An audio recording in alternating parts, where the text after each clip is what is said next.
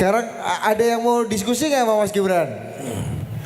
Mau nggak? Ya mau bertanya. Oke, Ya. kita boleh buka saya Mas ya? Boleh. Oke, yang mau tanya saya dari yang depan dulu deh. Kamu nih. Oke, terima kasih atas kesempatannya yang diberikan. Perkenalkan diri dulu terlebih dahulu. Perkenalkan nama saya Frida Angelika dari Fakultas Ilmu Sosial dan Komunikasi, Prodi Ilmu Komunikasi. Kalau tadi kan ada 3 ya materi yang disampaikan oleh Mas Wapres, selaku ada IKN, Papua dan juga AI. Namun di sini saya ingin berbicara tentang Papua. Kepada yang terhormat Mas Wapres, izin bertanya. Dengar-dengar Mas Wapres adalah orang yang diberi mandat oleh Presiden untuk mengelola Papua. Nah, bisa dibilang mandat ini cukup berat ya Pak. Karena ini tertuang juga dalam keputusan Presiden. Nah, menurut Mas Wapres sendiri, seberapa optimis dan yakin Mas Wapres dalam membuat Papua ini sejajar dengan wilayah-wilayah lain di Indonesia? Karena bisa dilihat realitanya banyak sekali wilayah-wilayah di Papua yang masih kurang terakses dan masih tidak sejajar dengan wilayah-wilayah contohnya di Jawa ini. Seperti itu, terima kasih. Siapa tadi namanya? Frida? Iya. Oke. Ini kamu agak maju loh, kamu jangan mundur-mundur. Gak usah takut. Ya sesuai mandat yang ada, kita kan memang ditugaskan untuk mengawal pembangunan ini di Papua ya. Kalau optimis, saya optimis. Tapi yang namanya pembangunan itu kan tidak hanya 1 tahun, 2 tahun. Pembangunan kan berkelanjutan, tidak bisa instan. Jadi apa yang saya tampilkan tadi ini kan hanya baru beberapa persen. Nanti ke depan di tahun ini, tahun depan, tahun depannya lagi akan kita genjot terus program-program yang ada sesuai visi misi dari Pak Presiden. Asalkan ini setiap dana otsus, APBD, kegiatan-kegiatan kementerian lembaga yang ada di sana itu dikawal bersama. Kalau saya sendiri nggak mungkin bisa, harus dibantu oleh gubernur, bupati, wali kota, tokoh adat, tokoh masyarakat, anak-anak muda, mahasiswa Papua. Jadi setiap rupiah yang disalurkan ke sana itu benar-benar bisa berimpact ke warga. Jadi jangan sampai ada lagi, mohon maaf, temuan-temuan atau ada yang kena OTT. Ya ini nanti yang memperlambat pembangunan di Papua. Makanya terkait eksekusi lapangan, penggunaan APBD, APBN, ini kan semuanya sekarang termonitor ya. Udah ada versi digitalnya juga. Jadi ini saya harap teman-teman Papua yang ada di sini ikut mengawal, ikut memonitor, ikut mengevaluasi, ikut memberi masukan terkait pembangunan yang ada di Papua. Sekali lagi, pembangunan itu nggak mungkin 1 tahun, 2 tahun selesai, enggak. Ini berkelanjutan semua. Seperti yang ada di IKN tadi, nggak mungkin hanya berhenti di pembangunan fisik saja. Yang non fisik kan juga harus dikebut. Transisi pemerintah dari pemindahan dari Jakarta ke IKN juga harus dikebut dan dikawal. Jadi saya kira ini tantangannya banyak, tapi saya yakin Papua bisa maju, visi misi dan program Presiden bisa berjalan dengan baik di sana, asalkan semuanya ikut mendukung. Oke. Pertanyaan saya Pak Wapres, berbicara mengenai digitalisasi dan AI. Tadi Bapak sempat juga mention bahwa Indonesia ini sebagai negara berkembang, kita memang dilihatnya sebagai market. Nah kebetulan dari program Bapak mengenai digital talent, itu kan kita pasti melahirkan talenta-talenta yang melek AI dan digital. Dan Indonesia ini menjadi market pasar global untuk AI sudah masuk beberapa. Ada seperti Microsoft, Nvidia, kemudian Google.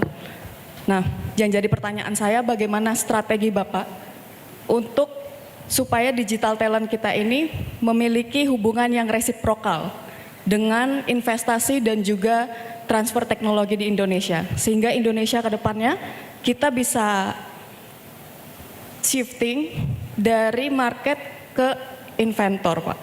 Terima kasih. Oke. Charlo, jurusannya apa? Agroteknologi.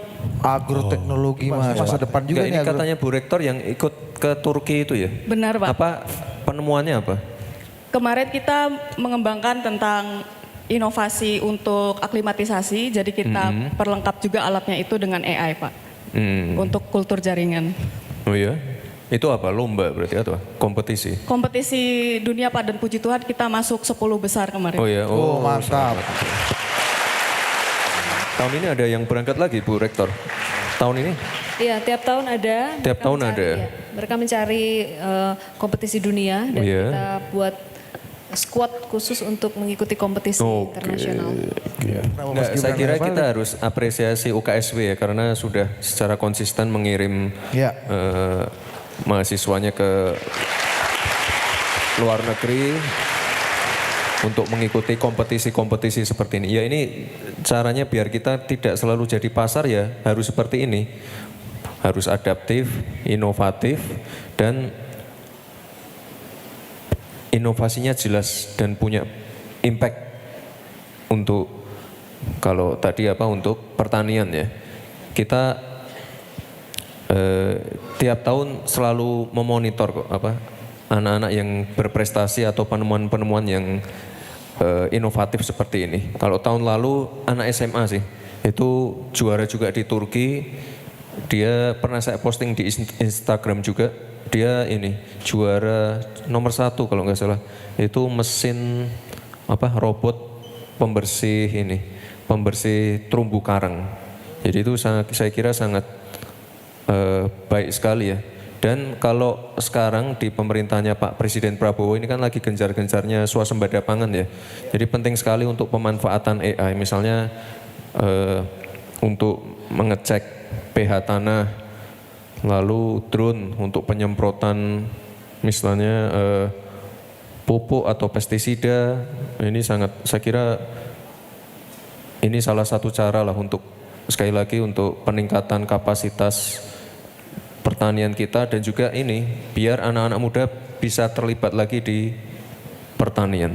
Jadi saya kira ini kita apresiasi ya Bu Rektor ya, UKSW yang selalu adaptif, inovatif, mengirim anak-anaknya ke luar negeri untuk bersaing dengan negara-negara lain dan ya kita kalau kita di luar negeri bersaing dengan negara-negara lain kita nggak kalah kok. Jadi terima kasih ya. Kalau misalkan dari Turki kemarin memang kita mau mengembangkan satu inovasi yang menurut kami dan karena kami butuh kolaborasi terhadap pertanian waktu itu, jadi kami kolaborasi dengan Charlotte.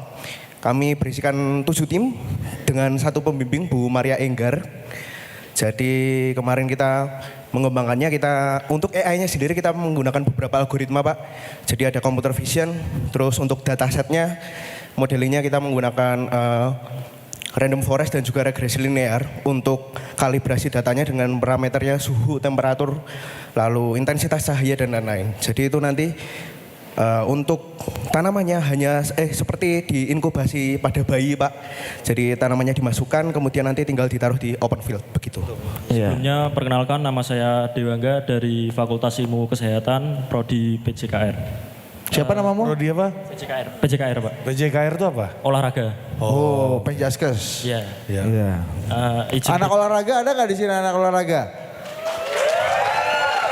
Anak fitness? Oke lanjut.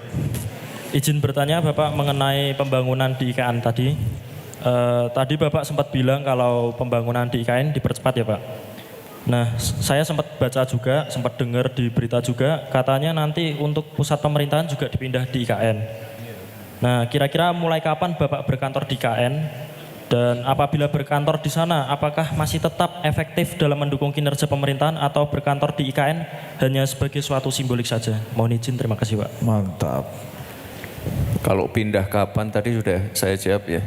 Kita udah instruksikan staf Satwapres untuk memulai memindahkan secara bertahap ke IKN. Karena ini saya lihat kantornya juga udah mulai jadi. Dan kalau tidak salah di tahun ini tuh ada dari Menpan RB ya, ada 4.000-an ASN yang mulai dipindahkan juga ke sana. Ada 4.000-an ASN. Jadi ini nanti bertahap semua sampai 2028 nanti. Karena yang paling penting ini kan eksekutifnya udah jadi nih. Kantor presiden, Menko, menteri dan lain-lain. Ini kan sekarang kita kejar yang DPR sama yudikatif, MA, MK dan lain-lainnya. Jadi nanti ya kita doakan yang terbaik nanti 2028 selesai semua, kita pindah ke sana Dan mungkin nanti 2029 dan seterusnya semuanya efektif berkantor di sana.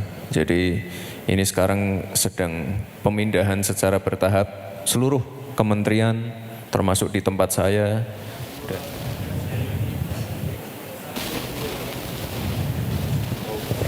Oke. Tepuk tangan dulu.